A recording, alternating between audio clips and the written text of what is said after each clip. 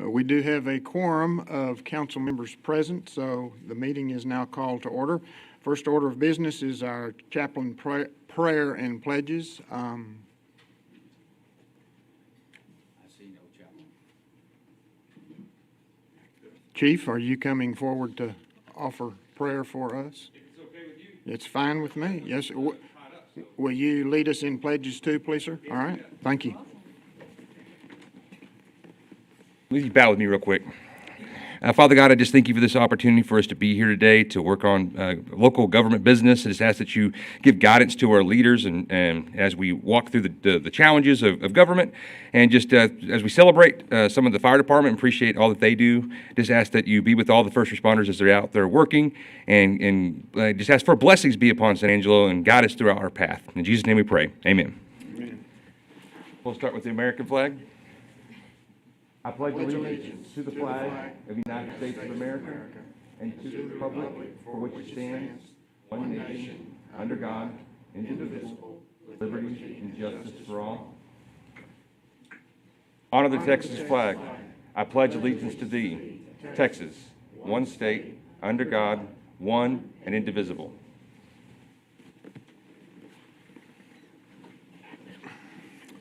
Thank you, Chief.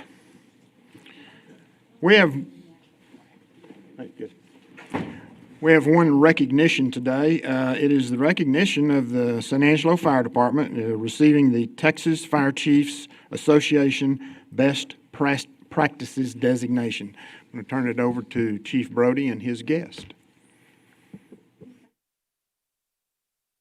Morning, Mayor Pro Tem, Council. I appreciate your time allowing us to talk about this awesome event this morning. My name is Scott Collard. I am a colleague of Chief Brody's, and I also serve on the Texas Fire Chiefs Association Board. So we just want to recognize this momentous occasion. All right, so a little background about the Best Practices Program. So it was developed by the Texas Fire Chiefs Association to encourage fire departments across the state to seek continual improvement in the services to their local communities. The comprehensive program consists of 12 chapters containing 114 subcategories. They define the best practices that are typical service areas provided by a fire department. This program is applicable to all career, combination, and volunteer department organizations alike. The Texas Fire Chiefs encourages fire departments to pursue this third-party designation by completing the performance requirements outlined in the program. This will prove to be a challenging but worthwhile endeavor for organizations pursuing the designation. The Texas Fire Chiefs work closely with progressive fire officers throughout the state of Texas and create a program that defines a pathway to organizational excellence. This ultimately enhances firefighter safety, long-term planning, standard operating guidelines, deployment analysis, risk management, and other administrative functions. While most communities believe that their fire department is excellent, with this program, elected officials, city managers, fire chiefs, and citizens can now verify this belief through this best practices designation. It is preferred that an independent third party determines that if an organization functions at a defined level of excellence. The Texas Fire Chiefs Best Practices Program provides a pathway for a fire department to push its level of service to a status of excellence that is then validated by independent experts. The designation demonstrates to all customers of these organizations that their fire department is among the very best in the Texas Fire Service. So it's obvious that Chief Brody has a San Angelo Fire Department focused on excellence in all facets of their programs and services. The level of commitment and professionalism witnessed by our evaluators throughout the department is a testament to the culture created by the professional leadership of the organization. The members of the department have clearly demonstrated ownership of the Best Practices Program. San Angelo utilizes this program as an internal and external validation tool for staying current and proactive for the betterment of the organization and the community alike. City council and community can be proud that they have leadership within their fire department that strives for excellence. This was evident in all aspects of the site visit. San Angelo sets the bar high and is an example for others to follow. The accomplishment obtained within the current administration is commendable, achieving and maintaining an ISO 1 and now becoming just 37th best practice recognized fire department in Texas. This high level of service achievement and performance expectations require great attention to detail, administrative support, and coordination. Many of the command staff seated over here, they wear multiple hats and they have a lot of assigned duties, and I certainly want to commend you for your efforts and dedication to service and obtaining this best practice designation. Chief Brody and his team are committed to continuous improvements and achieving excellence through the best practices program. Brody, on behalf of Texas Fire Chiefs Association, congratulations.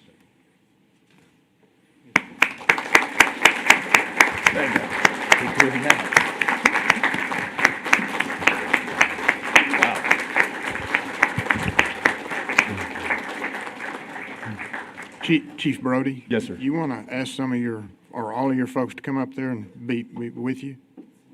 Okay. All right. You're good. Okay, you've got the script. Thank you, Mayor. Thank you for reminding me. So, wow, it's hard to believe I'm standing up here today. So when we set out on this adventure more than 2 years ago, one of my favorite sayings is start with the end in mind. And I pictured this day over 2.5 years ago. And to finally be here is an honor. So without further ado, Mayor, Council, City Manager, and all members of our community, thank you for this opportunity to be standing here. On behalf of the men and women of the San Angelo Fire Department, it's an absolute honor to accept this award from the Texas Fire Chiefs Association. Unfortunately, I cannot accept it because I didn't do this. Members of my team did this. My staff did this, and I would like to welcome them up here to accept this award with me. So Chief Fisher, Chief Sanders, Chief Garza, Chief Patterson, Chief Wright, Fire Marshal Billy Clemens, Captain Huffman, Captain Millsap, Captain Hunt, Lieutenant Montgomery, Lieutenant Hughes, Lieutenant Bryan, Mason Matthews, and Josh Kemp. Please join us.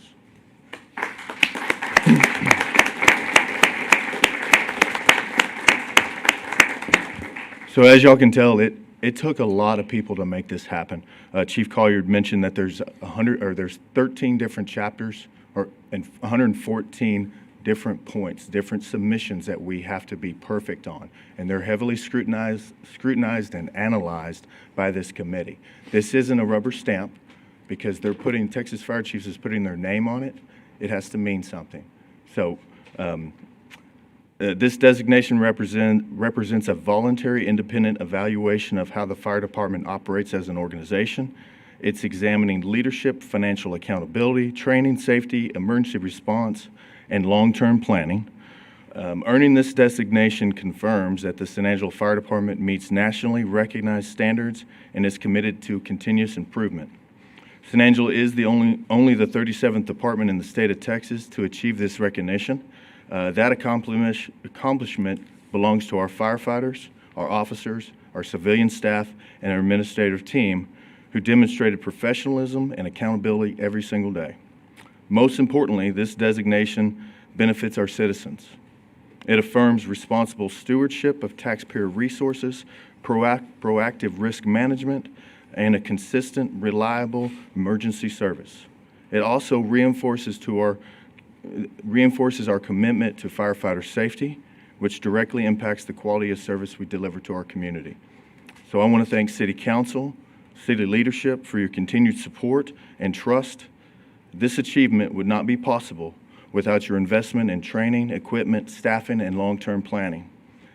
Combined with our ISO 1 rating, the highest fire protection classification rating you can achieve, this designation confirms that San Angelo Fire Department is not only operationally elite on the emergency scene, but also professionally and physically sound in how we serve our city. This is a confirmation to our citizens. I have been telling council and city staff that you have a big-time, big city fire department right here in small-town San Angelo. This is an outside valuation that what I've been telling the community and our leadership is true. So thank you for your support. Thank you for allowing us the privilege to serve this community. That's all.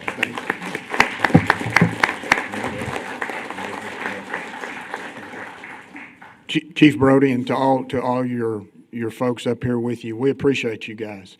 We appreciate what you do for us every day.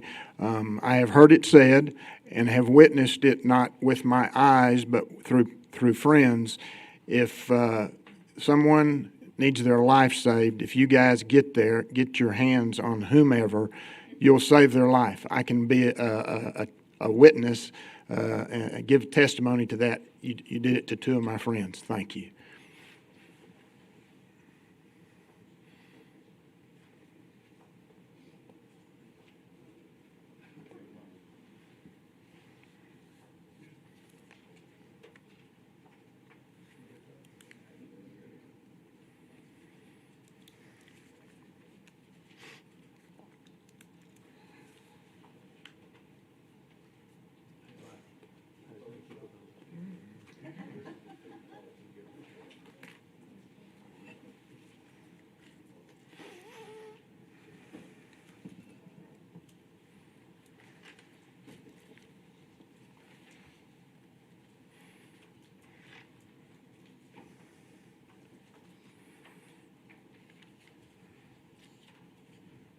We will move into our public comment section now. Members of the public may raise issues or concerns not listed on the regular agenda during this time. To participate, please sign in with the city clerk prior to the beginning of the meeting. Speakers will be called in the order they signed in. When speaking, citizens must speak from the podium, address all comments to the dais. Please begin by stating your name, address, or single-member district number in which you live, and limit your remarks to 3 minutes or less. Barbara, do we have public comment? Yes, sir. RC? RC.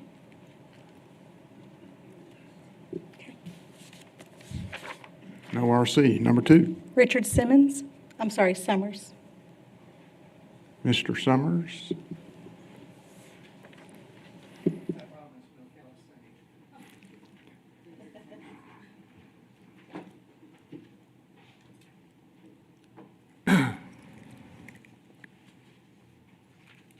My name is Richard Summers, and I'm in District 2.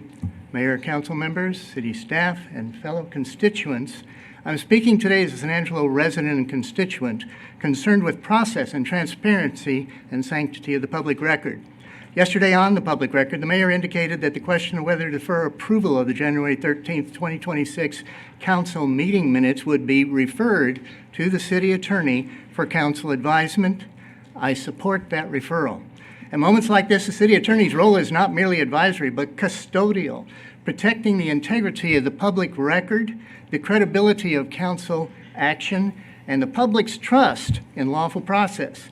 I trust that legal sought-after guidance will reflect those obligations, that it will help the council choose the course that best serves transparency, accuracy, and the long-term interests of the city of San Angelo.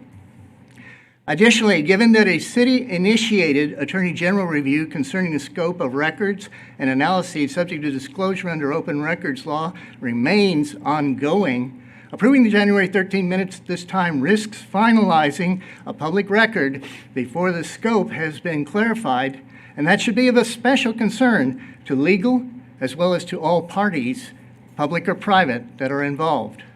If the Attorney General determines that additional materials or analysis fall within the scope of required disclosure, approving the minutes now would lock in incomplete or misleading records at precisely the moment when procedural care and transparency are most needed. For that reason, I respectfully request that the council defer approval of the January 13 minutes until the Attorney General has responded and any guidance regarding scope and disclosure has been considered and implemented. I raise this request in the spirit of sufficiently safeguarding public confidence, protecting the council's long-term interests, and serving the best interests of the city of San Angelo and its residents. Finally, a scoped Attorney General review of disputed public information requests does not suspend the city's legal obligation under the Texas Public Information Act to promptly release records that are not claimed as exempt once the applicable response period has lapsed. It has for both of my requests. Nor do personal absences relieve the city of that obligation to produce FOIA records when competent subordinate staff remain on duty and able to produce those records through rolling release.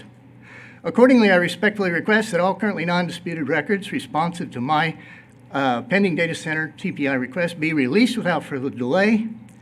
If that release does not occur, it is incumbent upon Heather Stastny, the city clerk, to explain immediately and on the record what prevents disclosure now.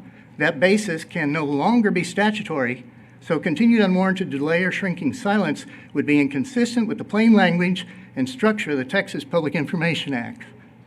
Thank you for your time and consideration. Thank you, Mr. Summers.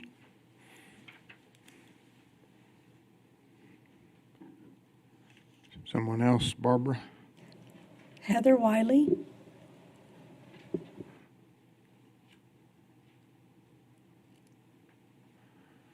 Good morning. Good morning. My name is Heather Wiley, and I'm a resident of District 3. I'm speaking today about San Angelo's infrastructure capacity, specifically water and electricity, regarding the Skybox data center. Globally, we have entered an era of water bankruptcy, which means that we consume more water than what can be replenished. Worrying about water comes naturally to West Texans. This is not an unrealistic worry. 60% of Texas water use comes from aquifers, a finite resource. One can't help but think of the Hickory Aquifer Project, which will bring in water to the city in addition to the water we receive from OHIV. Currently, per the city's own website, if we receive no rainfall or runoff, we would have 69 months or 5 years of water left on our own without assistance from these sources. I worry that because of the Hickory project, the City Council feels that there is no issue in bringing in Skybox or any other companies in the same industry, because right now we do have the water to support them. Skybox plans to build a large data center in San Angelo, and a project of this scale raises very obvious questions about their water usage, power demand, and grid reliability. We are a region that faces extreme heat during the summer, and we have long-term water planning challenges. Texas has seen a boom in data centers, and this will undoubtedly affect citizens, especially when it comes to the cost of electricity. Abilene's data center uses enough power for 1 million four-bedroom homes in the U.S., and that statement comes from Oracle's founder, Larry Ellison. I know their campus is larger than the proposed project here.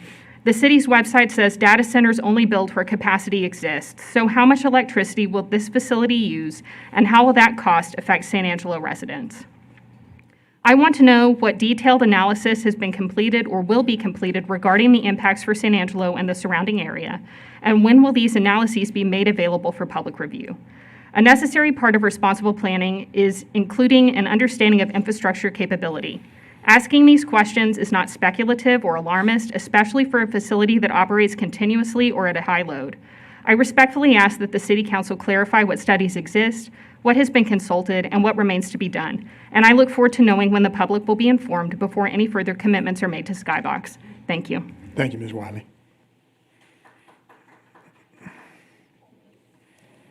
Mark Jackson.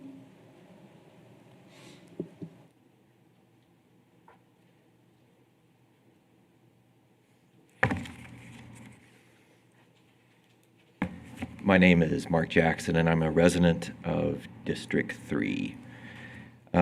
Mayor, council members, and city staff, my comments today concern transparency and scope related to the Skybox Data Center. On January 13th, this council made a rezoning decision with significant long-term implications for San Angelo. Yet members of the public still do not know what analyses, studies, or supporting materials were relied upon by the city staff or council in reaching that decision. I am asking a simple question. What various sources informed this decision, and when will those materials be made available to the public under the applicable open records law? This is not about opposition to or in support for the Skybox Data Center. It is about understanding. Public trust depends on knowing whether decisions of this magnitude were based on thorough, documented analyses or on a process more vague and speculative. I respectfully ask that the city publicly identify the materials relied upon and provide a clear timeline for their disclosure so the public can engage meaningfully and responsibly in any future dialogue. Thank you for your time and consideration. Thank you, Mr. Jackson.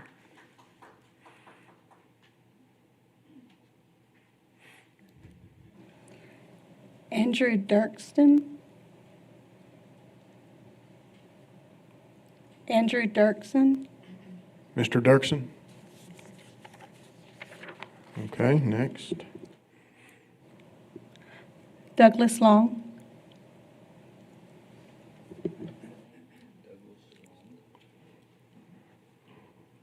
Douglas Long, single member, District 3. Good morning, Mayor, City Council members, Morning, City sir. staff. My comment today concerns the data center and how this project will be used, not just what it is called. There are important distinctions between a generic data center and facilities used for high-performance data, or HPC. These include cryptocurrency mining and our large language models, AI, or artificial intelligence. These other uses can have materially detrimental impacts on power, water, noise, and quality of life.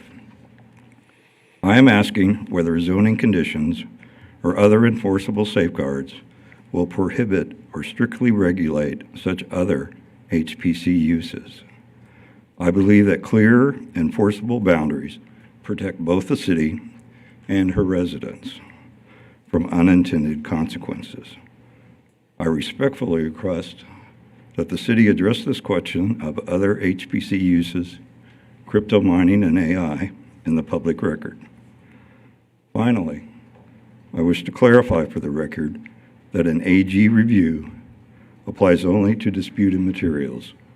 Records not clarified as exempt remain subject to prompt release under the Texas Public Information Act. I respectfully ask that such non-disputed records be released without delay. Thank you. Thank you, Mr. Long. Jamal Schumpert.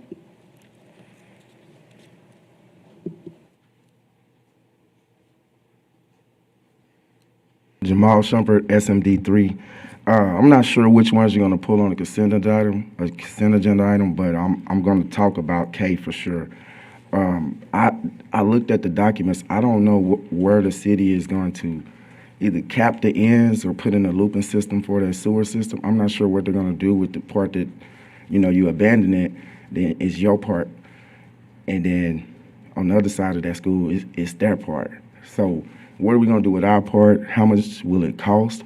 And furthermore, are we sure we want to approve them to rebuild a school with taxpayer bond money on top of a sewer easement that used to be a working sewer, if I'm correct?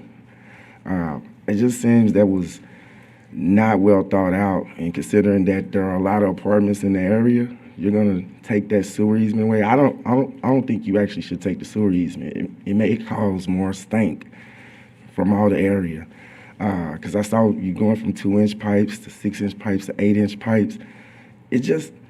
That seemed to me like y'all, not y'all, but the school board and those people who made the decision are making a mockery of your citizens in that area, calling them garbage and trash. Put a sewer system up under the school that's just built, brand new built by tax dollars we passed a bond with. That's not bad planning. That's bad people. I don't want y'all to be a part of them. I think y'all are much better. Try to distance yourself from your partnerships with these people. I'm finding out some awful things about our school. And another one, the investment policy. We're investing in 1As, which is not too bad, I guess. You can go all the way down to Bs. But we were like a 3A rated place. I think we should probably try to invest in some 3As. But that might not be as useful anymore because of all the private credit rating being downgraded and all the issues in that market. I'm pretty, Tina will know. But yeah, and could we possibly get a look at the actual portfolio of what those securities might be made of? That would be great for me. I actually do trade stocks and do a lot of stuff with stocks and want to know just how well our audits have came out on some of our government bonds, because some of the assets on some of these governments don't meet what they bonded up for. That's not our case, though. Anyway, I've talked enough. Wish you guys good luck. I'll save all the bad stuff for Tom. Thank y'all. Thank you, Mr. Shumpert. Pam Hammer.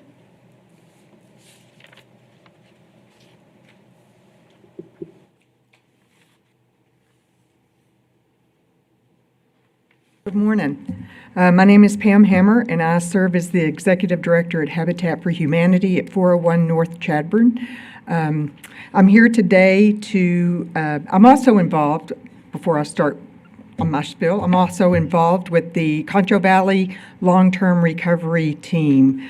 And I'm here today to respectfully ask the City Council to extend the decision made shortly after the July 4th flood that devastated a large portion of our community to continue waiving the permit fees for repairs needed to restore the flood-damaged homes. Habitat for Humanity is currently helping to fund electrical repairs in the city for that damage. To date, we have spent nearly $45,000 in repairs, which includes materials and discounted labor. The average cost per home is approximately $2,600, but that doesn't count if it is a complete rewire. Those homes are about $6,000 to repair. And again, that's discounted labor fees. We have completed 15 homes. We have 7 more in progress, and so far my electrician alone has had to pull only 5 permits. But that doesn't include the other electricians in town, nor does it include HVAC, plumbing, concrete, anything else that permits need to be pulled for. But more importantly, I want to share with you 3 stories of people that we have helped. The City of San Angelo has helped everybody that's been involved with the long-term recovery. One of them is an older woman who was out of electricity, and I say that part of her electric worked in her home and part didn't. So if she plugged in her refrigerator, her air conditioner didn't work. She is disabled. She's on a fixed income, and she has diabetes. And her medicine had to be kept mostly in an ice chest until we were able to get there a couple of months down the road. The next one was a woman and her child who had disabilities of her own. She worked at the hospital. She's a single mom, and she was devastated. She didn't know what to do, where to go. She was in the process of applying for all of this help to several different agencies, and in the middle of trying to clean out her home and figure out what she was going to do and where her child and her were going to live until her home was restored, she had a heart attack in her 40s. So when my electrician and I showed up at her home, she was so eternally grateful because, as y'all know, once you muck and gut, once you tear out that sheetrock, the next thing that needs to happen is the electrical needs to be looked at to make sure it's okay. The next one was... Ms. Hammer, thank Yeah. you for your comments. Oh, you're welcome. That's your 3 minutes. This concludes public comment. No more, we will now close public comment, then we have no more signed up for public comment. We will go now to our consent agenda, and we'll go down the row here and see if any council members have any consent, items on consent they want to pull. I'll start down here. Tommy, just a question, just for clarification. Let's talk about item A. Get some direction from Yeah, Brandon. so I was going to ask for the minutes to be pulled, not necessarily for the reasons one of the commenters said, but there are some corrections we're looking at, and so Okay. if you could pull those. All right, so we will pull item A off and not be voting on item A. So just, those will come back on our next agenda, correct, Brandon? Okay, so the minutes have been pulled from this consent agenda. Okay, we'll go down the row here. Joe, you have anything you want to pull? No, sir. Harry? Well, based on comments we've heard from some of the constituents, I'd like to pull J, K, and L. Okay.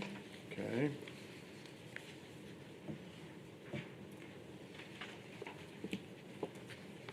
I don't have anything to pull. Patrick? Besides those? Okay. Same as Harry. Carrie, Karen, Mary. H and K. Okay. So we are pulling items H, J, K, and L. I would entertain a motion to approve everything with the exception of H, J, K, and L. And A. And A, correct. I move to approve. Second. Have a motion by Patrick, second by Harry. All in favor say aye. Aye. Any opposed? Motion carries passes 6-0.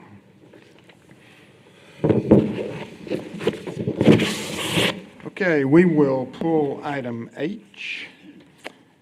Consider approving a request from the Concho Valley Qualified Traffic Services to increase fees for funeral escort services in the city of San Angelo. Do we have, I know Heather's not here. Can you speak to I'll that, speak as, Barbara? yes, she Okay. did brief me a little bit on this. All right. They have had an increase on their insurance, so they're wanting to increase their fees to up just $100 for each of the services. Okay. So it's going up from from 550 to 650, and then from 650 to 750. And it's due to the insurance increases. Okay. And just to add to that, the reason this comes to y'all is because there's an ordinance requirement saying that council has to approve rate increases for these escort services. Okay. All right. Did that answer your question, Mary? Barbara, what is that, two rates there, 650 and 750, what's the difference between those? 2 destinations and 3 destinations. How long has this been at the, I'm sorry? how long has this been in effect for, trying to think how to say it, how long has it been 650? I mean, is it? That is the fee going forward for 2026. Last year, for 2025, it was 550 for 2 destinations. How long has the 550 been in? For 1 year. 1 year? I'm Okay. sorry, no, for 2 years. 2 years, I think. For yeah. 2 years.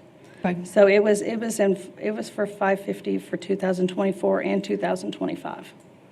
Good deal, thank you. Other questions on item H? Do you have any public comment on item H, Barbara? No, sir. Okay. Entertain a motion for approval of item H. So, I'll move. Motion by Harry, second. Second.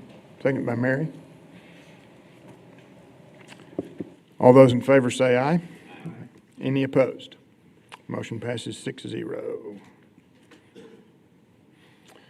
Now we will go to item J, consider a resolution extending Resolution 2025-075, waiving the imposition and collection of certain building permit fees to repair structures within the designated area due to the damages caused by the July 4th flood event for an additional 180 days. Mr. Van Oy. Good morning, Mayor Pro Tem, City Council, Mr. Valenzuela. So this item came to us as we've been working with those volunteer groups and contractors that are still working in the recovery area. We know that the fee waiver is getting close to expiring, and we believe it was the intent of City Council to continue to help the citizens with those areas that are in the flood, the July 4th flood area with their fees. So this is just simply extending those fee waivers for an additional 180 days to allow those volunteer groups and contractors to pull permits without a fee, continue to do the good work that they're doing out in those areas, and get folks back into their homes. Any questions for me? I was going to say, yeah. I think that gives a lot of clarification, so thank you, I appreciate that. I have a quick question, Aaron. I'm 100% for it for all the flood-affected victims. Do we have any safeguards to keep from saying somebody going in, buying a house and trying to flip it and getting all their fees waived? Well, we do work with the volunteer groups, and we've been working with our emergency management, and so we've got some very good maps to determine whether they truly were in the flood area or not. If worst-case scenario, we'll go and do a site visit with them, but usually it is the current property owner that comes forward with the volunteer group that says, hey, we're needing to pull an electrical permit, or we're needing to pull a full demo permit, and so we have some safeguards there. We have not seen anybody try to take advantage of that at this time, and we certainly believe we have some safeguards to prevent it. Perfect, thank you. Other questions for Mr. Van Oy? Move to approve. Patrick made the motion, Harry seconds. All in favor say aye. Aye. Any opposed? None opposed, passes 6-0. Item K, consider a resolution approving the release of 15-foot wide sanitary sewer easement being 15 feet by 400 feet acres. That reads oddly. 15 feet by 400 feet acres within Lot 1, Block 1, Section 1, McGill Elementary School addition. Yes, sir. Again, I believe you're right, that acres is just an extra word in there that we don't Yeah, mean. yeah. There probably was a designation of how much acreage that is of the 15 by 400, but this is on the McGill Elementary School campus. The city, do have a sewer main and an easement to access that sewer main on campus. As the school district, this is phase 2 of their project. You know, phase 1 was a couple of years ago where they added the gym and the structures to the south part of that. Now they're going back to this northern part of the property. The plat that came through to replat this area has a rerouted sewer main that goes through public right-of-way. And part of this is to go through and just go through the development steps. The condition of this easement, one of the conditions is they must have the sewer main rerouted and in place. It must be inspected. It must be adopted and accepted by our engineering services before they can start building over this easement and the easement is truly released. They will have to file a release document through our legal department that goes to the county to release that actual area so they can build over the top of it. So this is just one of the development steps for them to continue to work on that campus area there. With that, I'll be happy to answer any questions. Questions for Aaron? I have one. Aaron, what has the school board's input been on this? I mean, I assume we're working in tandem. Well, we're working with their firm, Park Hill, that has doing the design and the architecture, and we're also working with their civil engineer on this, which has been SKG here locally. We've done a number of pre-development meetings with them, and so they're guided by their chain of command over on the school district side, but we've been working directly with those companies to work through this process. Have they brought up any concerns, questions, or anything? Well, we've worked back and forth on site concerns, trying to alleviate traffic concerns, sidewalk concerns, utility concerns, trying to make sure the campus is going to work not only for SAISD, but the neighborhood and the city as well. It was hard to understand Jamal. We didn't have the closed captioning today, so a lot that you said, Jamal, I didn't understand. A lot of these processes are done within house. They're not necessarily at a planning commission or another board where you see plans and things like that. It's through the site plan and the plat process. And so that there are times that the citizens just don't know what they don't know. And so I appreciate Mr. Schumer coming forward and just asking the questions. Well, thank you, Aaron and Jamal. Other questions for Aaron on this? Do we have any public comment on item K? I'd entertain a motion by Harry, second by Karen. All those in favor say aye. Aye. Any opposed? Hearing none, motion passes 6-0. We'll move to consent item, agenda item L, consider resolutions approving the investment policies for the City of San Angelo, Lake Nasworthy Trust, and Development Corporation funds. Ms. Dusky, good morning. Good morning. Tina Diersky, Assistant City Manager and former Director of Finance. Mr. Thomas, you pulled this item. Did you have questions or just kind of wanted an explanation of what it was? I only pulled it because a constituent asked for further clarification. Now, Okay. I may say that Mr. Hebert and I both sit on the Investment Oversight Committee, and we've reviewed these things previous, so it's just not city staff looking at this. It is other volunteers. We're not the only volunteers. There are some people from outside of this dais that also volunteer on that. So we've reviewed this. I just want people to understand that people have looked at this already before it came to City Council. Yes, sir. And all of our policies are in accordance with the Public Funds Investment Act, which emphasizes safety, liquidity, and yield in that order. And of course, like you said, this does go before the Investment Oversight Committee as well before we bring it to City Council for approval. We do approve these policies on an annual basis. We also do have an investment advisor, Meter Public Investments, that helps us through all of our investments as well and gives us recommendations. Other comments, questions for Tina? I do, Tina. In most investments, length of stay is better than anything, right? If you're long-term looking in the stock market, you leave it in the longer, it'll grow more in general? It depends on where the market is heading. Yes. Yes. But over, yeah. And so that's what we have to watch for. We can't leave ours long-term. We can't leave something for 10 years. That's right, because again, that second criteria being liquidity, we have to watch very carefully for what projects we have coming up, what liquidity we'll need, and monitor our cash flows very closely. So on that, our increasing the maximum, I guess that helps us a little bit, but we still can't go over a year with any of our investments? That's right, yes, sir. But that still gives us plenty of liquidity in case another COVID era or something like that happened, we could still be able to access what we need? Yes, sir. Thank you. You're welcome. Other questions for Tina? Move to approve. Motion to approve, second. A motion by Harry, second by Joe. All those in favor say aye. Aye. Thank you. Any opposed? None. 6-0.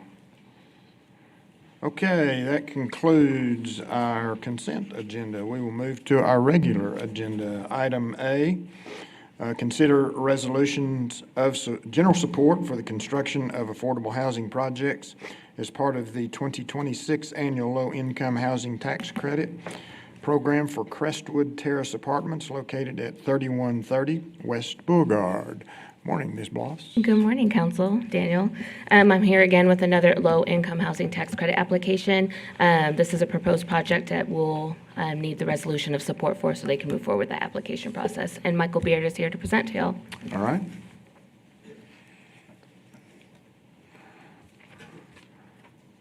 Morning, Mayor, council members. Morning, My name's Michael Beard with Bedco Consulting, and this is a proposed historic rehabilitation of an existing apartment community that's here in San Angelo, located at 3130 West Beauregard. It was built in the 1960s, and we have already received a preliminary determination of eligibility for registration on the historic register with the state and federal level. What that would mean is that should we get this award, we would do our renovation in accordance and within the requirements of that historic preservation criteria. So it would really bring the asset back to as much of its original character as it originally had, while updating all the scope to modern efficiencies and amenities. We actually brought this before council a couple of years ago and received unanimous support for those that were here before. Since then, getting this historic designation and getting one of the point categories on the QAP removed that limited the amount of credits that we can get for this region have allowed us to increase our scope by double. So we will now be able to put in over $100,000 per unit in hard cost alone within this rehabilitation. Now, that would obviously be spread across exterior and interior as needed. But that's a huge win, because if we would have gotten this a couple of years ago, we would not be able to do what we can do now. So I think that's really great for the city. Really, I'm here to answer questions for those that aren't familiar about what the program is, how it works. I can tell you that we are in first place in 12 Urban right now. So that means if y'all want this, you're gonna get it. It's an 80-unit development. Given it's a tax credit program, this is, a federal tax credit that's bought by an investor. They invest into the development, and so you have a lower perm rate or a perm loan amount. That's how you are able to rent this at an affordable level. This developer received 2 awards last year, and we're on track to hopefully get 5 this year. And Big Spring was one of those awards, so we're very much interested in this general area of the state. So, questions for Mr. Beard? Could we get Angela to come back up? Angela? Yes, sir. I want the public to understand that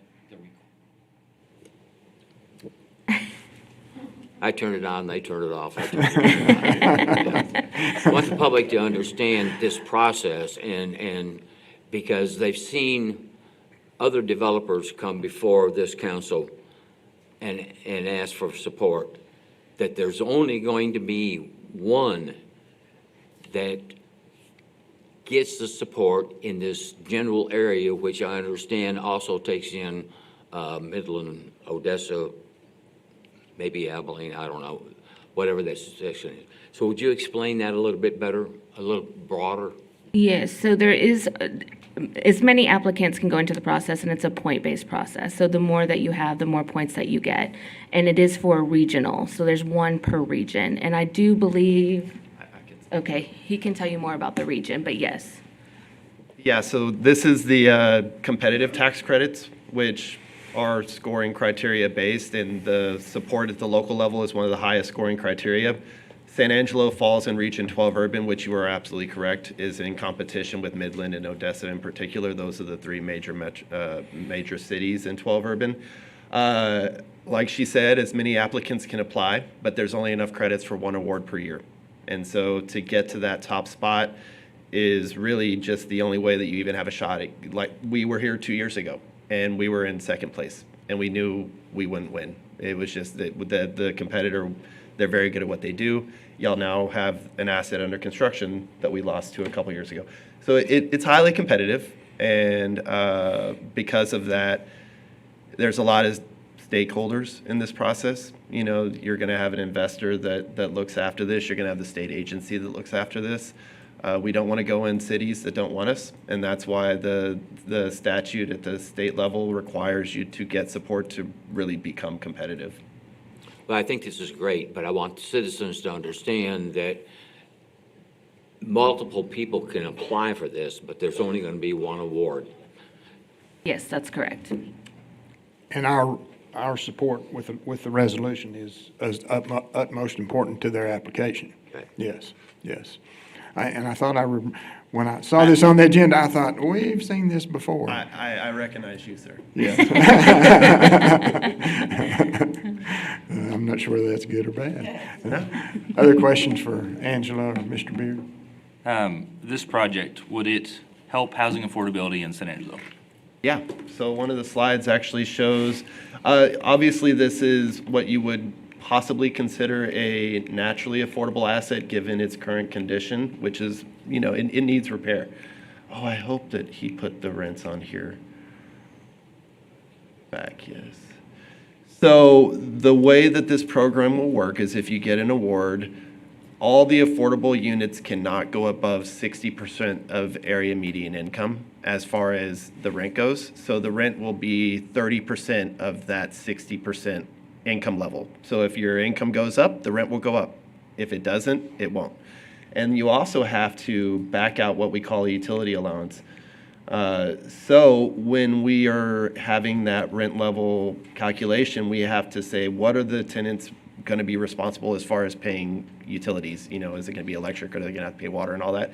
And then we have to back out an allotment for that as well, which is generally about $80 to $120. Oh, he does not have the rents on here. I'm so sorry. If I get your email, I can send that to you.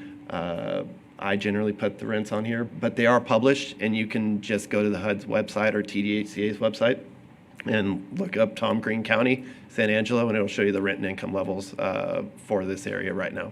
Okay. And that's updated every year.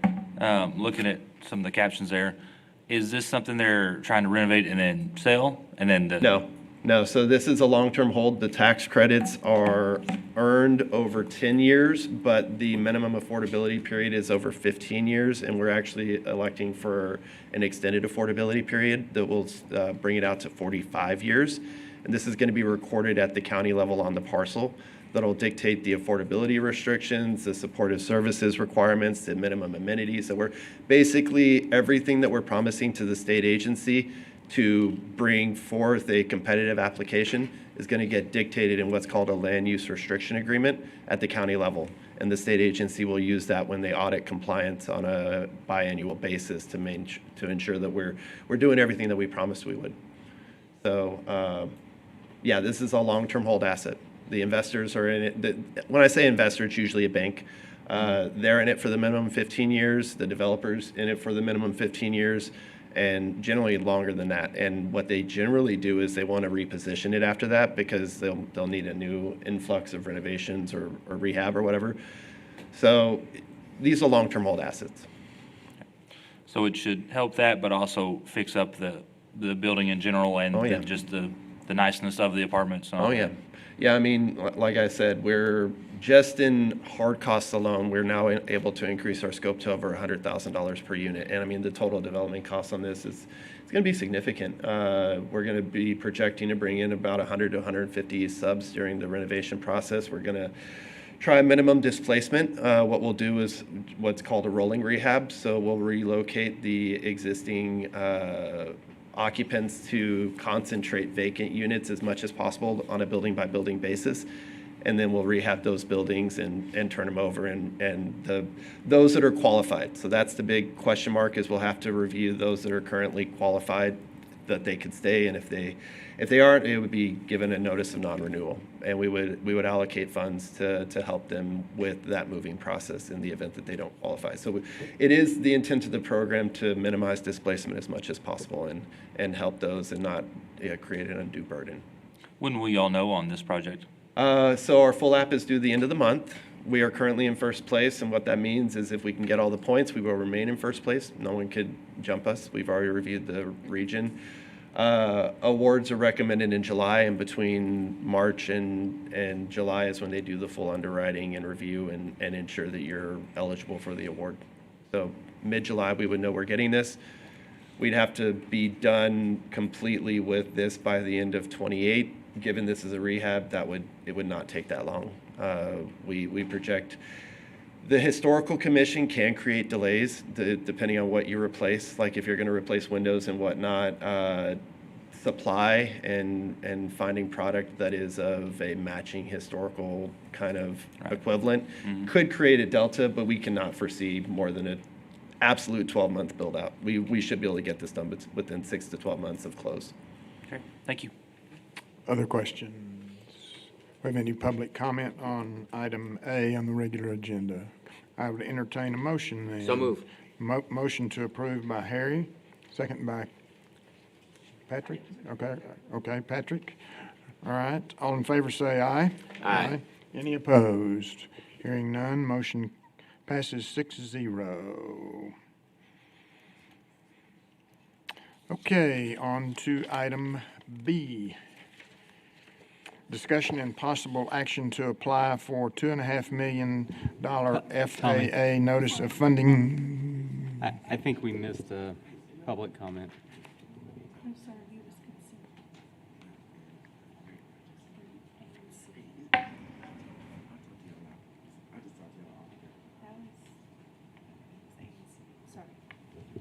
We're good? We're good. Okay. Let me start over on item B, discussion and possible action to apply for $2.5 million FAA notice of funding opportunity for the design of new air traffic control tower at the San Angelo Regional Airport. Airport Director Justin Fletcher. Good morning, sir. Mayor Pro Tem, Council, Mr. Valenzuela, Justin Fletcher, Airport Director here in San Angelo. Wanted to have a discussion with you this morning and request possible direction on a notice of funding opportunity from the FAA on the design of a new air traffic control tower out at the airport. In January, the FAA released a $120 million notice of funding opportunity for a federal contract tower program. Our air traffic control tower falls under the FCT, the Federal Contract Tower Program.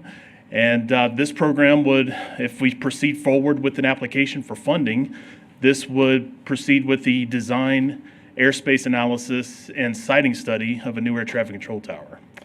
Our tower was constructed in the 1950s, and it has started to show its age.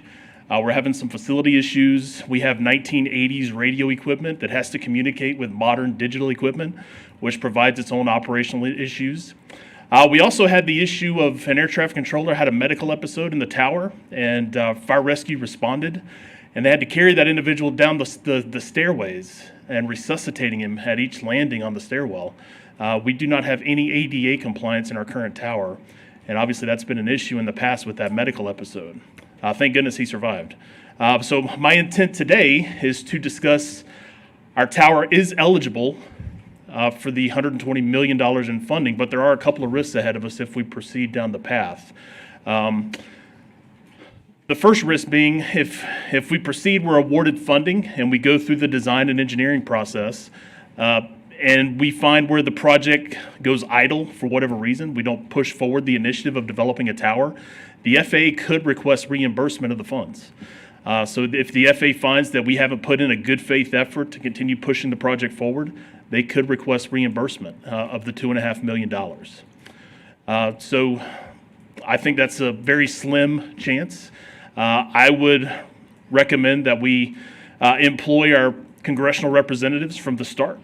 I preemptively reached out to Congressman Pfluger's office last week, and I spoke with Thomas, their transportation specialist, and he's standing by ready to support us on our funding application.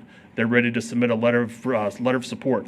I previously had letters of support from Mayor Gunter when she held the mayor's office, COSA DC, Angelo State University, Goodfellow Air Force Base. There's a lot of local support for the replacement of our air traffic control tower. And I think if we put fresh dates, we get fresh signatures on those letters of support, that'll go a long way with our funding application to the FAA. I'm willing to answer any questions you all may have. Too bad we don't have our pilot here. Right. He would literally take off Yes, with this. It seems to me it is worth our investment to pursue this just because, number one, the age of the tower. Yes. Number two, it seems to me we're trying to continually improve our airport. This would be a huge step in the right direction, in my opinion. So I am fully supportive of this. Council, anybody have questions for Mr. Fletcher? Mary, go ahead. So you named letters of support, contact with various agencies and entities. I assume all of those fall into the category of good faith efforts. Is there anything else that might be called good faith efforts? Working with our project manager with the FAA, making sure that we keep them educated as we progress through the process. The FAA, they're good partners to have when you're developing an airport, and they understand the complexities of managing an airport, but also the complexities that these construction projects have. And so navigating that process from the very beginning with our project manager and making sure that they're invested in the project as well. And to be fairly honest, he reached out to me the day after the NOFO was issued. He said, "Justin, are you guys going for this money this year?" I said, "Yes, sir. We want to go for it." So he's on board with us. Justin, what would be something besides force majeure, any problems that would stall or delay this project that would activate that possible refund? Like I mentioned, just the project going idle, the city, the airport not pushing the project forward. We need to be very communicative, especially when it comes to funding, working with our project manager on how we're going to fund this project. Luckily, because this is an FCT project, there are multiple funding sources that are available to us. If this was an FAA-sponsored tower, it would be a little more difficult. But fortunately for us, it's an FCT tower. So we have, not only do we have the AIG, Airport Infrastructure Grant, we have ATP, the Airport Terminal Program. There's also our entitlement dollars, discretionary dollars, local dollars, if we can work with the city on finding a funding source. We need to be very communicative with our FAA project manager on how we're going to fund the project and push it forward. So we don't foresee any purposeful stalls on I do this? not. No, ma'am. I do not. It would seem counterproductive to get the money and then sit on it. There is the transparency is the risk involved, and I wanted to make sure that you guys were educated on that risk before I continued with our consultants in the FAA down the path. This is a $15 million investment. From design to completion, it would be a $15 million project, and it would modernize our air traffic control tower, and it would be a solid investment for everyone that utilizes the airport. Good deal. Thank you, Justin. Harry. I think this is a great thing, Justin. I'm going to be careful on how I pose this question so I'm not outside of this agenda item. But we would not be able to build this if it was not for this possibility of these grants. Is that correct? Yes, sir. That is correct. I have a constituent that called me yesterday and said, why don't we do more for the airport without getting involved with federal money? And it was difficult for me to answer that question, except that majority of the improvements at the airport come from grants. Okay, very good. That is correct. Joe, do you have a question? Well, just curious, and you may not be able to speak on this. Let's say Abilene, how is their tower newer than ours? How about Midland, Odessa? Do you know? Specifically for Abilene, they're an FAA tower. So they fall under, like I mentioned, they fall under a different set of guidelines and rules. We being an FCT tower, it does open up some freedom of funding opportunities for us. Gotcha. I just know some of the surrounding towns have better or different opportunities, and so I would hope this might open us up to different opportunities as well.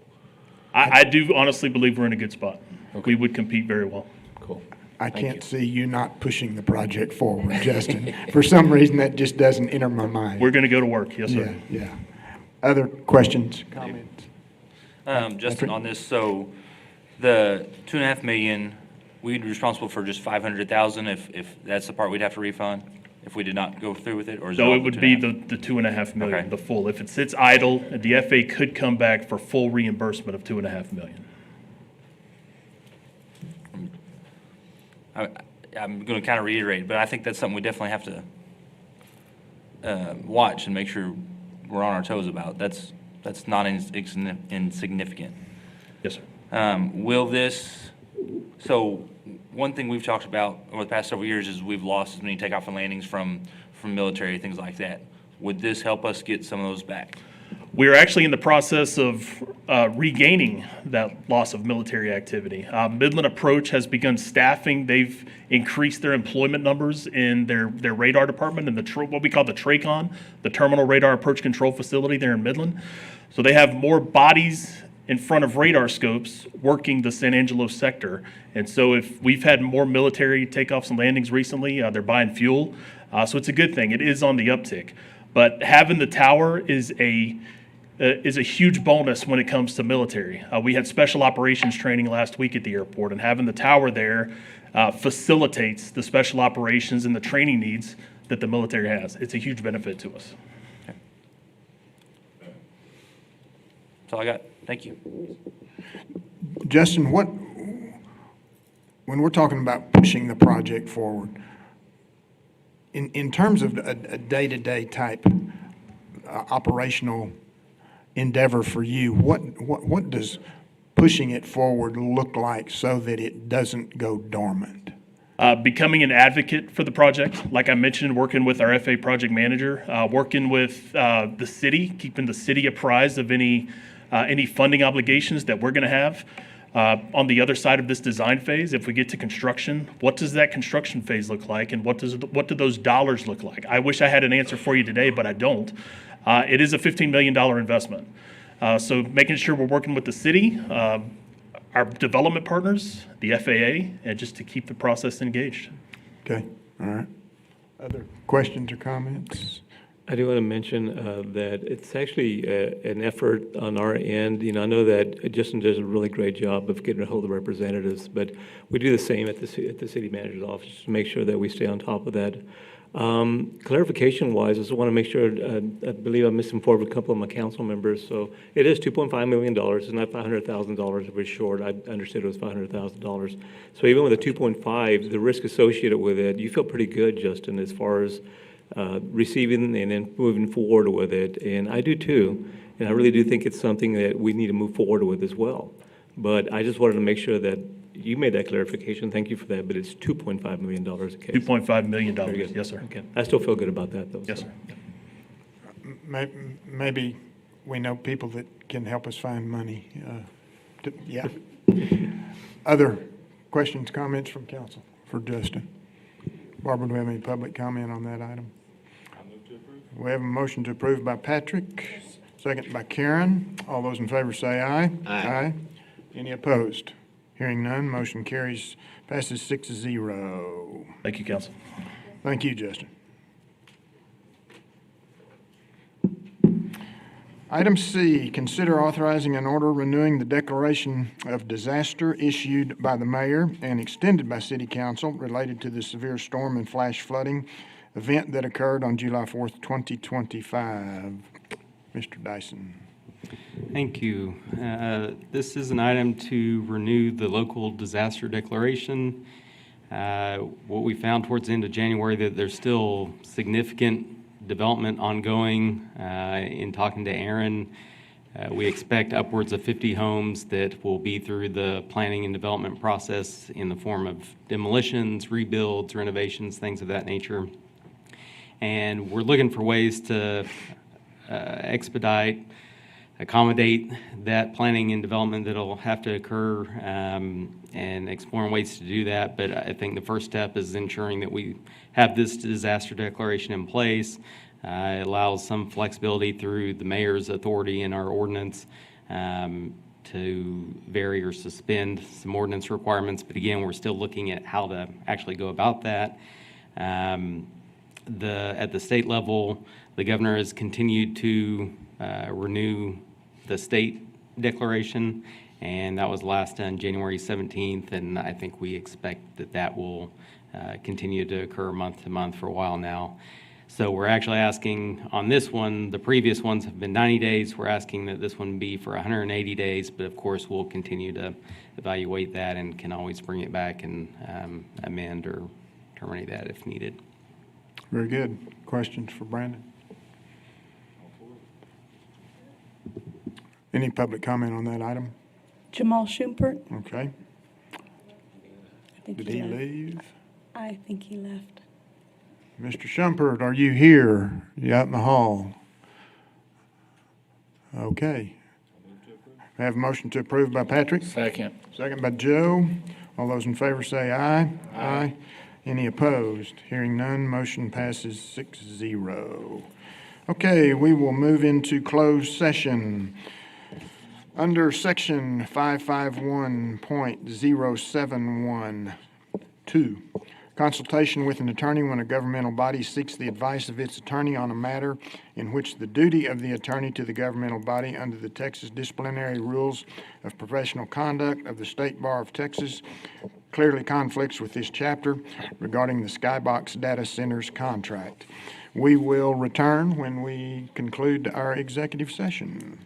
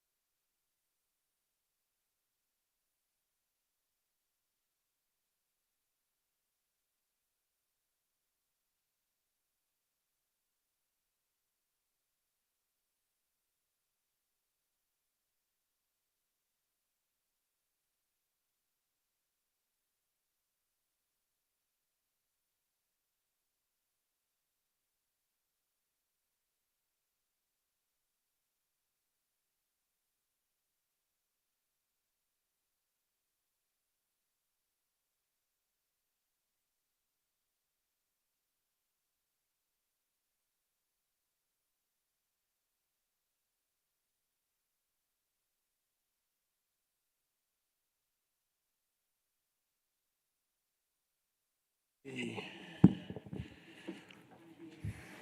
time is it? We are coming out of executive session at 10:33 a.m. This morning. There are no announcements coming out of executive session. So we will go to item B on the agenda. Consider approving various board nominations. Animal Shelter Advisory Committee, Jonathan Garcia, single member of District 2, to a first term ending January 2028. Construction Board of Adjustments and Appeals, Chris Kinsey, SMD 2, to a third term ending February 2028. Economic Development Corporation, Rick Mantooth, the mayor, to a third term. Matt Lewis, single member of District 2, to a first full term. Both those ending February 2028. The Zoning Board of Adjustment, Ken Roberts, alternate 1, Mayor Pro Tem, to an unexpired term to end January 2027. May I have a motion to approve? Have a motion, Harry, second by Joe. All in favor say aye. Aye. Any opposed? None. Motion carries 6-0. Okay, item C, any announcements and any consideration of future agenda items, council? I think the next council meeting is in the evening. That is correct. Next council meeting, February 17th, is an evening meeting, 5:30 p.m. in this room. You look like you were going to say something. I do, but you Okay. said council, so I just zipped it and waited till council gives you. Go ahead, sorry. Okay. I do want to bring up some dates. I know the mayor's not here, but I had mentioned wanting to do a workshop. This is probably one of the earliest we've done a workshop in quite a while, but we want to really get a good jump on, especially the budget as we have discussions. So I have some dates that I'd like for you to write down, and Michelle will be calling to kind of coordinate and make sure that we have that date. That workshop, and the workshop will be addressing revenues, what we need to do to really address and increase those revenues, but also expenditures, what we need to do to reduce those expenditures, and also efficiency. So the directors will be presenting to City Council, what they've been working on, and we're really excited about that, really looking forward to it. But the dates are February 23rd. It's still going to be for one day, but February 23rd through the 27th, one of those dates. March 6th, which is a Friday after a council meeting, or March 9th through the 13th, again, just one of those days. So Michelle would be reaching out to y'all to schedule that and coordinate that. Okay, all right. All right, thank Everybody you. get the dates? All right, good. Anybody else have anything, future agenda? Okay, I'd entertain a motion to adjourn. Moved. Or did you have something, Harry? Joe, you made a motion to adjourn? Harry had a second. Okay, all in favor, say aye. Aye. Aye. Any opposed? We are adjourned at 10:36 a.m.